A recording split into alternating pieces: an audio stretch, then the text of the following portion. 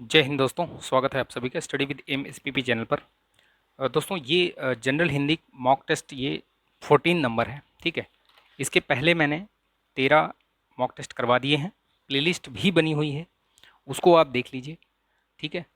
बहुत फ़ायदा मिलेगा आपको उसको देखने पर, ठीक है। ये जनरल हिंदी जहाँ भी आएगी, लेखपाल, PET, वीडियो, RO या अन्य कोई भी परीक्षा हो आयोग की, UP PCS में भी इवन, और UP SSS की कोई सी भी परीक्षा हो, सभी में आपको ये काम आएगी, ठीक है। तो आप इस वीडियो को देखिए, लाइक कीजिए, शेयर कीजिए, ठीक है। और चैनल पर नए हैं तो सब्सक्राइब भी कर लीजिएगा। सब्सक्राइब करके बेल आइकन जरूर प्रेस कर लीजिएगा ताकि वीडियो का नोटिफिकेशन आपको मिलता रहे, जो भी मैं जानकारी आपको दूँ। अभी मैंने एक वीडियो डाला है, आप उसको आई पे क्लिक करेंगे, देखिए आपको दिख जाएगा वो वीडियो। 10 से 12 दिन की जो लेखपाल के लिए क्या स्ट्रेटजी होनी चाहिए, उससे बहुत ही शानदार वीडियो है, बहुत ही शानदार स्ट्रेटजी है। उसको देखिए, उस रणनीति से काम कीजिए, तो आपको फ़ायदा ही होगा, नुकसान नहीं होगा, आपके नंबर बढ़ेंगे, ठीक है। तो चलिए शुरू करते हैं इस वीडियो को, ठीक है। लास्ट तक जरूर देखिएगा इस वीडियो को और कमेंट कीजिएगा कैसा लगा और कितना स्कोर रहा आपका। चलिए शुरू करते हैं इसको, देखिए, ठीक है। देखिए, गोबर गणेश में किस समास का उदाहरण है ये, मतलब, ठीक है। तो ये कौन सा समास है? गोबर से निर्मित गणेश, ठीक है। तो से, कर्ता ने कर्म को करण से द्वारा, तो क्या होगा? करण, ठीक है, याद रखिएगा इसमें। से, गोबर से निर्मित, ठीक है, गणेश। जिस समास में प्रथम पद संख्यावाची तथा अंतिम पद संज्ञा हो, वो क्या है? द्विगु समास है। क्या है वो? द्विगु समास। देखिए, द्विगु समास में ये आपको सिर्फ यही चीज़ नहीं देखना है कि पहला पद संख्यावाची हो और संज्ञा हो। देखिए, उसमें समूह का भी बोध हो रहा हो, ठीक है। संज्ञा तो हो, मान लो, पता चला उसमें समूह का बोध नहीं हो रहा है। जैसे जैसे चौपाया, ठीक है, चौपाया। तो चौपाया में क्या आप बोलेंगे द्विगु समास है? बिल्कुल नहीं है, अगर कहीं है तो। देखिए, चार इसमें संख्या का बोध हो रहा है इसमें, लेकिन ये चौपाया का मतलब होता है पशु, ठीक है। पशु का मतलब होता है एक ही पशु, जैसे चार पाई, ठीक है। चार पाई में चार पाई तो है, ठीक है, इसमें संख्या है इधर, लेकिन समूह का बोध नहीं हो रहा है। तो याद रखिएगा, द्विगु समास में आपको पहला जो पद है वो संख्यावाची तो होना अनिवार्य है ही, प्लस समूह का बोध होना चाहिए, तब वो जाके द्विगु समास होगा। जैसे नवरत्न, ठीक है, नवरत्न यानी नवरत्नों का एक हीरा जो भी है, मतलब वो हार या जो भी कह सकते हैं आप, ठीक है, नवरत्न हो गया। त्रिफला, ठीक है, त्रिफला हो गया। पंचवटी, पांच उसका। तो समूह का भी बोध होना चाहिए, तभी वो द्विगु समास होगा। तो ध्यान रखिएगा, कई बार कन्फ्यूज़न हो जाता है, तो इसलिए मैंने सोचा कि आपको बता दूं इसको। तो ये द्विगु समास के बारे में ही लिखा हुआ है। अरविंद शब्द का पर्यायवाची क्या है? तो अरविंद शब्द का पर्यायवाची ये किसका है? ये कमल का है। आपको पता है कि कमल जो है वो अरविंद को ही बोलते हैं, तो याद रखिएगा इसको, ठीक है। पंकज, नीरज और जो भी है, पद्म, जलज, ये सब याद रखिएगा, ठीक। विरासत शब्द का अर्थ क्या होता है? विरासत का अर्थ होता है दाय, ठीक है। पर्यायवाची इसका जो है वो दाय। विरासत, न्यास, धरोहर, थाती, ये सब होता है। थाती, थाती भी होता है इसी का, ठीक है। और न्यास भी होता है, न्यास, तो याद रखिएगा, ये सारे उसके पर्यायवाची हैं। उदात्त का विलोम क्या होता है? अनुदात्त, ठीक है, उदात्त का अनुदात्त। दिए गए विकल्पों में कौन सा विकल्प अपकर्ष का विरुद्धार्थी है, यानी कि विलोम पूछ रहा है? तो अपकर्ष का उत्कर्ष, ठीक है, उत्कर्ष का अपकर्ष, अपकर्ष का उत्कर्ष, ध्यान रखिएगा। चना का तत्सम क्या होता है? चणक, ठीक है, चणक। चाणक नहीं लिख लीजिएगा, ठीक है, न चाणक है, न चणाक है, न चणा है, चणक, ठीक है, चना। अभ्यंतर, अभ्यंतर, अभ्यंतर नहीं, अभ्यंतर, ठीक है। अभ्यंतर का मतलब होता है भीतर, और इसका अगर अपोजिट पूछे तो क्या होगा? वाय है, ठीक है, क्या होगा? वाय है, ठीक।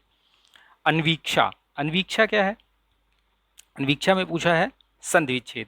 तो अनुधन इच्छा, देखिए, कोई भी शब्द तोड़ें और तोड़ने के बाद उसको देखिए कि उसका कुछ अर्थ निकल रहा है, नहीं निकल रहा है। अगर निकल रहा है तभी वो उस हिसाब से सही होगा, नहीं तो कुछ भी तोड़ने से वो संधि विच्छेद नहीं होगी। तो अनु धन इच्छा, ठीक है। समझ में आ रहा है ये कि मैं क्या बता रहा हूँ? ठीक है, तो कमेंट कीजिएगा अगर नहीं कुछ समझ में आता है तो ये संधि कौन सी होगी? यण संधि। मैंने पहले भी बताया है, अभी भी बता देता हूँ आपको। यण संधि जैसे जब ई, ऊ, री के बाद कोई असमान स्वर आए, ई, ऊ और री के बाद, ठीक है, कोई असमान स्वर कोई भी आ जाए, जैसे ई, अब यहाँ पे ऊ के बाद ई आ गई है, इच्छा, ई, ठीक है, तो क्या हो जाएगा वो, वी, वाह हो जाएगा, वाह, ठीक है, और री का क्या हो जाएगा, रा, ठीक है, और ई का या। तो ये ध्यान दीजिएगा, ये सारे शब्द जो है, और जैसे कोई भी शब्द है, कोई भी शब्द आपको मिले, जहाँ मान लो ये शब्द है, तो अगर इसमें बीच में या, वा, रा ये दिखे और इसके पहले आधे अक्षर दिखें, न्या, त्या, सा, कुछ भी आधा शब्द अगर दिखे, तो उसमें क्या होगा, यण संधि होगी, ठीक, ध्यान रखिएगा इसको। जैसे अतिधन आवश्यक तो क्या होगा, अत्यावश्यक, अनुधन अय तो अन्वय, ठीक, ये सारे जो है यण संधि के उदाहरण हैं, ध्यान रखिएगा इसको, इसलिए मैंने कहा बता दूं आपको ताकि याद रहे, कॉन्सेप्ट क्लियर रहेगा तो आप कोई भी प्रश्न हल कर सकते हैं।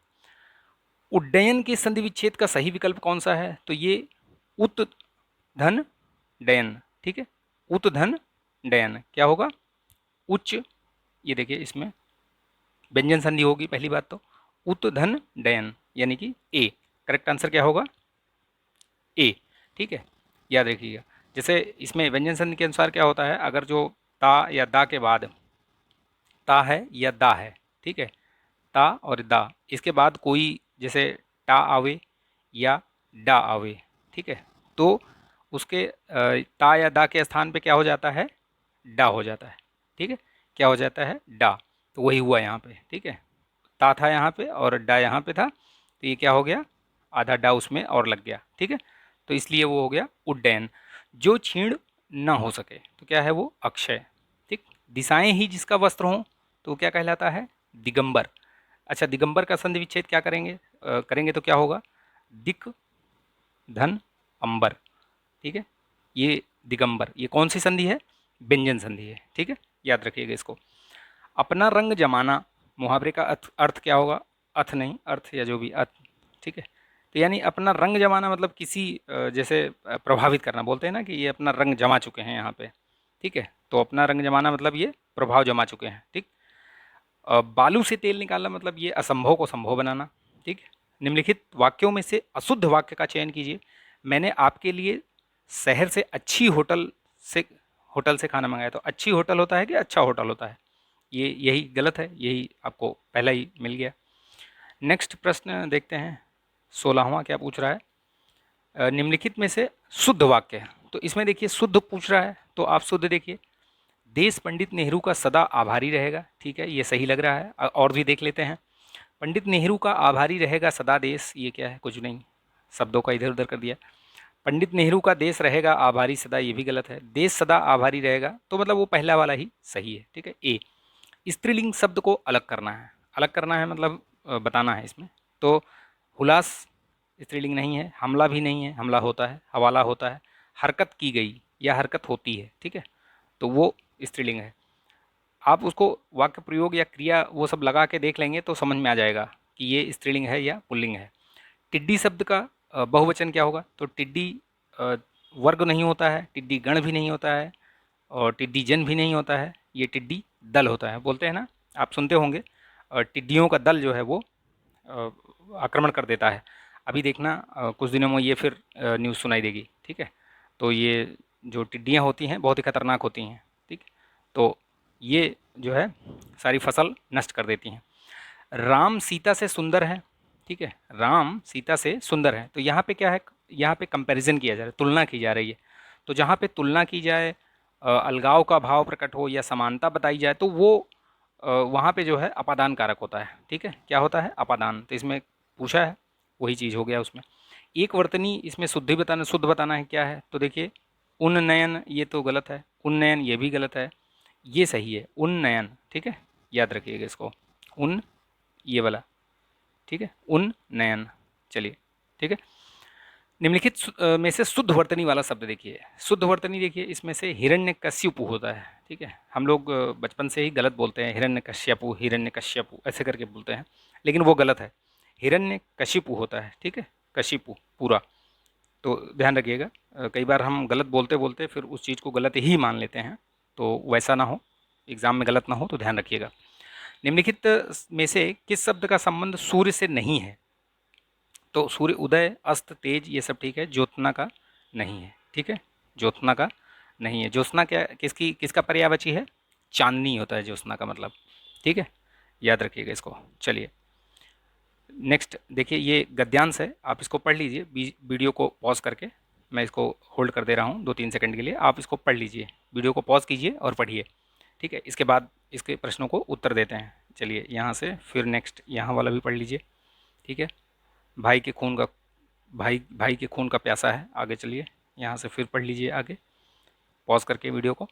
ठीक है, चलिए नेक्स्ट देखते हैं क्या क्वेश्चन पूछ रहा है। तो इसमें पूछ रहा है कि उस शब्द को पहचानिए जो शेष से भिन्न है, यानी कि अलग इसमें देखना है। तो देखिए, न्याय का क्या अपोजिट लिखा है इसमें? अन्याय। उचित का अनुचित लिखा हुआ है। चोरी डकैती, सत्य असत्य, ये सही है, ये सेम ही हो गया ना, चोरी डकैती एक ही उसमें पर्याय में आ गया ये। तो इसलिए ये वाला जो है आपका अलग है, पहचान मतलब इनमें से भिन्न है ये। किस दौड़ को अंतहीन माना गया है? तो ये पैराग्राफ से है, अगर आपने उसको पढ़ा है तो आप इसको बहुत आसानी से उत्तर दे पाएंगे। ठीक है, कोई इसमें डाउट नहीं होगा।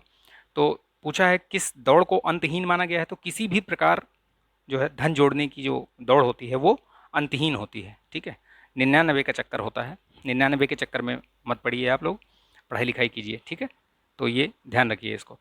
चलिए, धन उपार्जन में संधि करने पर क्या शब्द बनेगा? तो धन उपार्जन मतलब इसका संधि करना है, तो क्या होगा? धनोपार्जन। धनोपार्जन यानी धनोपार्जन, ये ए।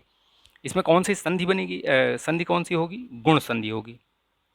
मैंने पहले भी बताया है, आद गुणा, ये जो फॉर्मूला है उसको ध्यान रखिएगा। जैसे आ या बड़ा आ के बाद है ना, कोई भी जैसे ये भिन्न स्वर आवे, यानी ई आवे, ऊ आवे या री आवे, तो क्या हो जाएगा? ई का या, ऊ का ई का ए, ऊ का ओ, और री का क्या हो जाता है? अर। ठीक है, अर यानी कि ऊपर वाला ये ए, ये ओ और ये अर, ये वाले। ठीक है, तो ये गुण संधि हो जाएगा। ठीक है, जैसे महाधन ईश, तो क्या हो गया? महेश। ठीक है, चंद्रधन उदय, चंद्रोदय, सूर्यधन उदय, सूर्योदय, इस तरीके से। और एक शब्द जैसे देवधन ऋषि, देवर्षि। ठीक है, तो ये सब क्या है? गुण संधि हैं। ठीक है, तो ये 25 क्वेश्चन मैंने आपको करवाए, और बहुत सारी जो और भी कॉन्सेप्ट हैं बहुत सारे, उनको भी मैंने क्लियर किया आपको। आई होप कि ये वीडियो आपको पसंद आया होगा। पसंद आया तो प्लीज़ लाइक कर दीजिएगा, शेयर कर लीजिएगा लोगों में, दोस्तों में। ठीक है, और जो कुछ कमेंट हो, अगर आपको अच्छा लगा तो कमेंट भी कीजिएगा, अपना स्कोर बताइएगा आप लोग। ठीक है, तो नए हैं तो चैनल को सब्सक्राइब भी कर लीजिएगा। ठीक है, चलिए मिलेंगे नेक्स्ट वीडियो में, तब तक के लिए अपना ध्यान रखिएगा। स्वस्थ रहिए, मस्त रहिए, बिंदास रहिए। जय हिंद। वो वीडियो ज़रूर देख लीजिएगा जो मैंने स्ट्रेटजी बताई है। ठीक है, चलिए, जय हिंद।